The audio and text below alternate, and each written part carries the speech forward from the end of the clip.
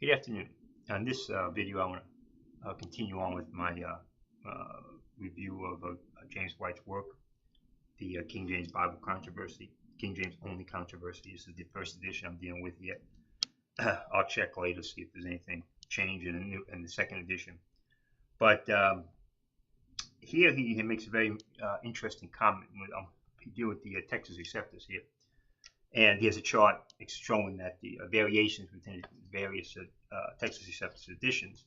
Now, King James only defenders never defend the Texas Receptors per se. We know there's no one Texas Receptors that perfectly reflects the King James readings. So that's never an issue for those who defend the King James Bible. But he makes an interesting statement here.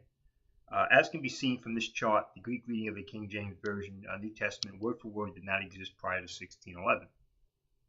That is, it is a peculiar Textus Receptus that differs from any edition that preceded it. So he used that word peculiar.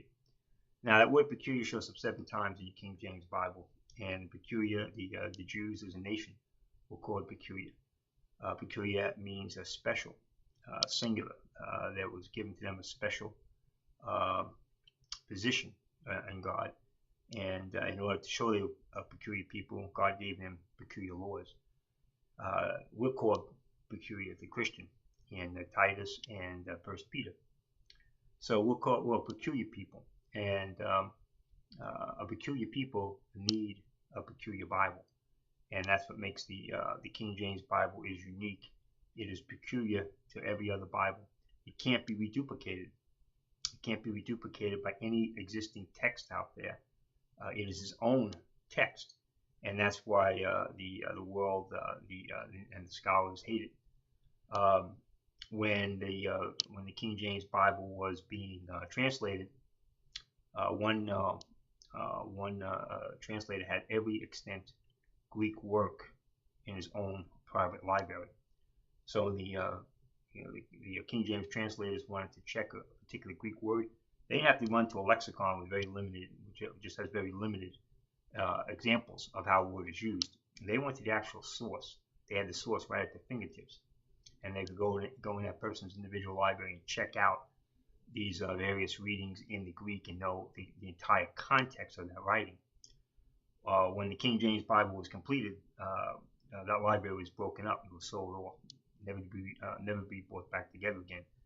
So the King James Bible is a peculiar Bible. It's based on a peculiar text that God, in His infinite wisdom and mercy, gave to the English-speaking people to spread throughout the world as its own text. And that's why when people went to the Greek and they went Hebrew and they said we're gonna use the Greek and Hebrew to make foreign translations. When in fact God has given them an English translation as their new received text. The English Bible, and Edward Hills points out, is its own text. It's its own English text. So God is done with the Greek and Hebrew. He has given us a received text in the English language, and that's what these guys can't understand. They keep going back to the Greek and Hebrew. When we've perfected, God has perfected the Greek and Hebrew in English, and He's given us a peculiar Bible for peculiar people. I have more to say about this work and Erasmus and Textus Receptus and some of the comments, of course, that White gets wrong or misleading in further videos. Amen. Thank you.